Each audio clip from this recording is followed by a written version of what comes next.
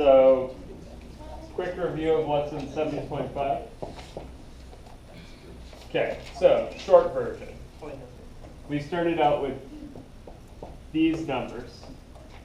What were these numbers? The bold N numbers? Natural numbers? That was kind of counting, right? So we did like 1, 2, 3, and kind of so forth. And we use this for counting sheep. And then the important thing that I want to highlight here is that, and then we made up a new number.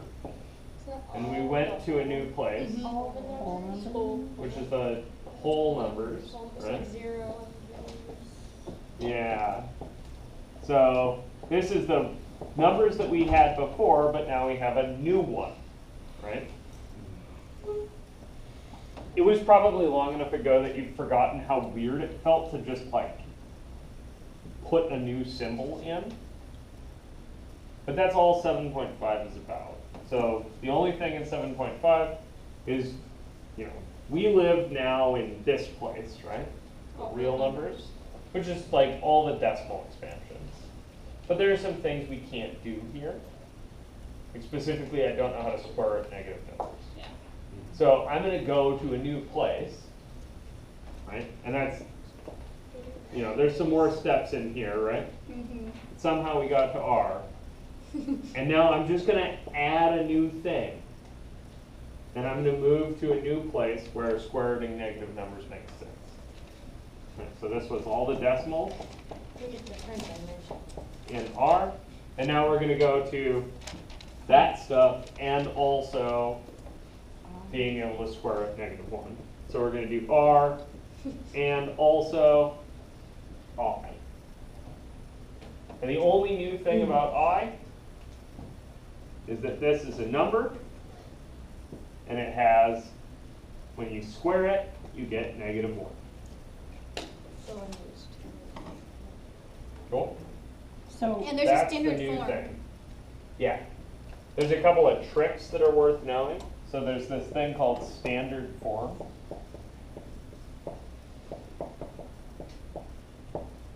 And so the standard form of a complex number is like a bit that I used to have, right? If this is a bit and this is a kind of R bit. Right? Think like regular number there. And then there's another kind of bit that deals with the negative 1 square root thing. So this is like my new bit. Cool. So what is I unsquared? Like, what is I when it's not squared? It's just a number. It's a new symbol. Like, yeah. It doesn't. So remember, 0 didn't mean anything when we were just counting, right? Like that symbol is totally foreign to the system that preceded it. This is the same thing. This symbol I, it doesn't mean anything in the real numbers. It has no relevance there. It was an operation I didn't know how to do. Now I threw it in, and it feels a little funny, but I can just treat it like it's a number, because it is. You guys see that? It's literally just this new number that when you square it, you get negative 1. So standard forms were worth knowing, and then there's also this thing called a conjugate that's worth knowing. Maybe let me phrase this as conjugates. So if I have a complex number a plus bi, it comes with a conjugate. That conjugate is a minus bi. Yeah, and these mimic difference of squares, which is really what makes them handy. So should we do a couple examples? Yeah. Okay, so first things first, just a number, like what a complex number might be. Here's an example of a complex number. Right, this is just 2 plus 3 i's. Cool? A place a number like this might come from is if I had something like x plus 3 squared equals negative 2. This is not going to give me quite the same number, but it's going to give me a couple numbers. So how would you solve this?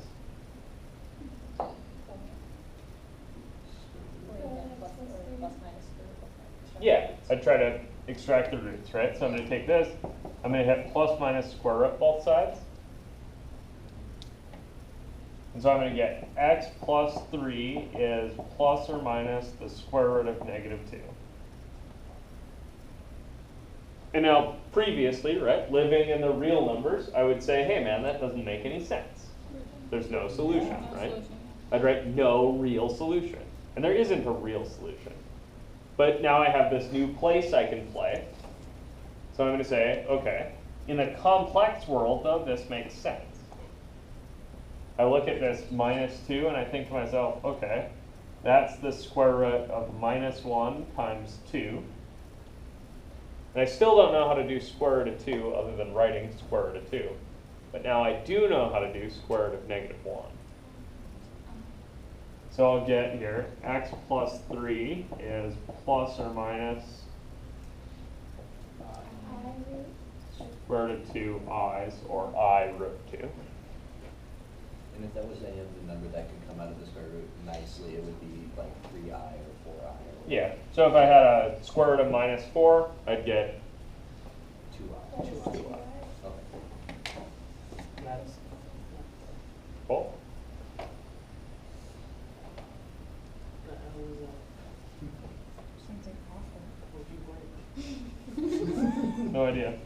Okay, so to finish solving this, what would I do? Subtract the 3.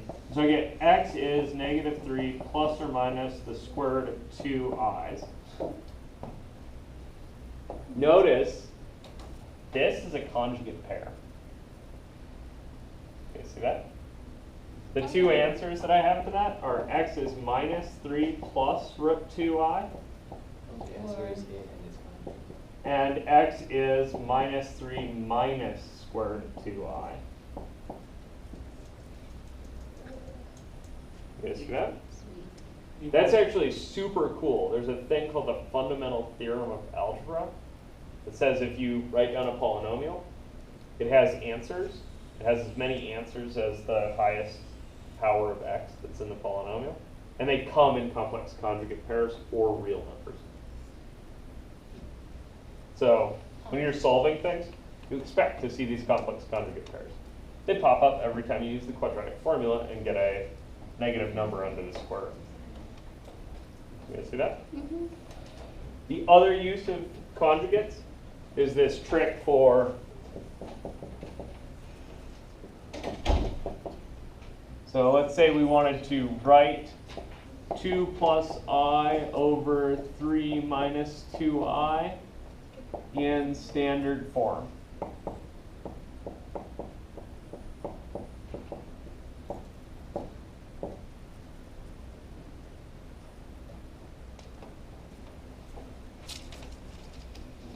You guys see this? Is this in standard form right now? No. No, why? It's like a fraction. Yeah, there's an I in the bottom, right? Standard form has I's in the top. So I gotta figure a way to move the I to the top. I could multiply top and bottom by something. Yeah. Oh, it's conjugate? And if I use the conjugate, it'll mimic difference of squares, right? Yep. And then I'll lose the cross terms. If I try to do anything else, when I FOIL, I'll have a problem. But if I use the conjugate, right, so I take my 2 plus I over 3 minus 2I, and I multiply top and bottom by the conjugate of what? 3 plus 2i. Perfect, the bottom. So 3 plus 2I. It's got to go top and bottom, right? And so I'm trading having an I in the bottom for having to do a little foiling in the top. So I get 6 plus 2i Ah. squared. Okay, so Oh, God. my last term's going to be negative 2. My outside and inside are 3i, 4i. 3i and 4i 4i, except that I spelled FOIL wrong here. Isn't it And then this guy would be really plus 2i squared, right? Yeah. But when you square I, you get negative 1. Cool? Good. Is 9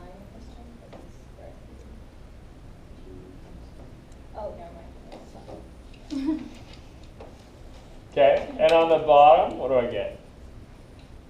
9. Okay, there I get the 9. And then the inside and the outside terms cancel, right? Because it's like difference of squares. And then I've got a minus 4i squared. Wouldn't that be plus? So I can drop the I squared and put a plus, right? So all told here, what do I get? I got, 6 plus 7 minus 2. okay, I can combine a 6 and a minus 2, right? So I got 4 plus 7i over 13. Is that standard form?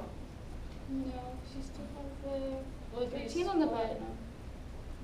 But 413, yeah, Okay. 413 over here plus 7i over 13. Yeah, and to maybe make the standardist form, I Yeah. write 7/13. Okay, see that? But So I- it's like a regular number But wouldn't plus a it- regular number times an I. Wouldn't the I be divided by the 13 also though? It is. Okay. Shows It's multiplication, right? Yeah. So when I'm writing 7 times I over 13, what I mean is 7 times I times 1 over 13, right? So it doesn't really matter how you group that. Cool. So there's my standard form. That's the tricks I want you to know for 7.5. Cool.